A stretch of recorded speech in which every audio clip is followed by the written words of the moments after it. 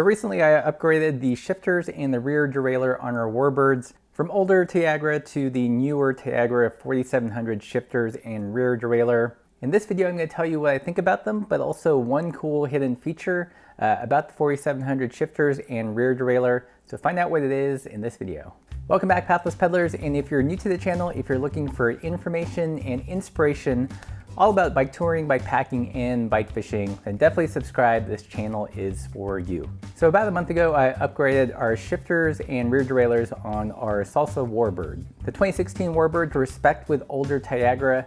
I don't know if you remember them, but they're big and bulbous, but they also had the cables that kind of popped out the sides down to the front of the bike. The newer Shimano Tiagra 4700 does away with the sideways cable routing, and it looks a lot closer to its more expensive siblings like 105 and Ultegra. So the general fit and finish of the shifters is actually pretty good. I feel like the paddles are slightly on the plasticky side, but the hoods themselves, they're shorter than the older Tiagra. They're smaller, so you can get a better handhold on them, and the levers themselves feel a lot beefier. The front part of the levers feel more square, so there's just more surface area to squeeze onto when you need to brake. Overall, the shifting of Tiagra 4700 is pretty crisp.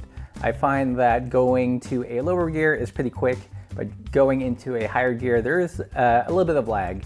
I don't know if it's my installation or I just have to work out some kinks in the cables, but that's my experience. One thing I definitely love about these shifters is that it now uses the under the bar tape cable routing.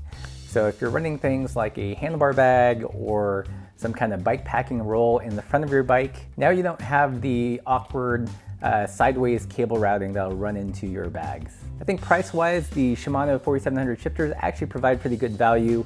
You're getting index 10-speed shifting for less than 150 bucks, and I feel like that's a pretty awesome bargain in terms of road components. But there is a catch.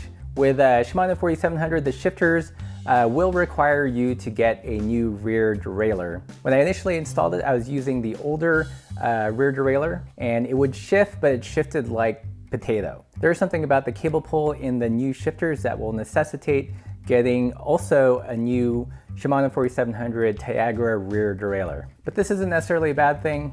One of the cool features is that they offer a longer cage version of the rear derailleur. I think officially it states that you can run a 32-tooth rear cassette, but what we found, and this is the hidden secret feature I mentioned in the beginning of the video, is that you can actually run a 36-tooth rear cassette in the back. And you can do that without getting a longer B-screw, without using a road link, just out of the box. So right now in our Warbirds, we've got a 46-36 double in the front and a 12 to 36 tooth cassette in the back. So what this means essentially is now you can run what used to be the standard mountain bike cassette in the rear, but have road shifting. Of course, now, you know, the big rage is getting up to a 42 tooth cassette, but hey, I will take a 36 tooth in the back. I think overall, I'm generally really pleased with this new shifter and rear derailleur.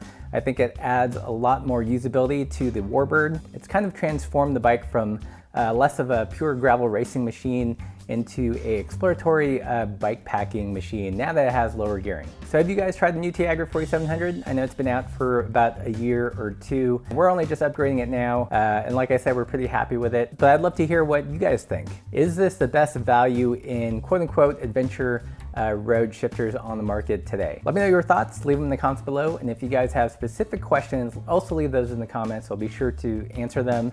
And if you liked this video and found it helpful, give it a like, give it a thumbs up, don't forget to subscribe, and thanks for watching.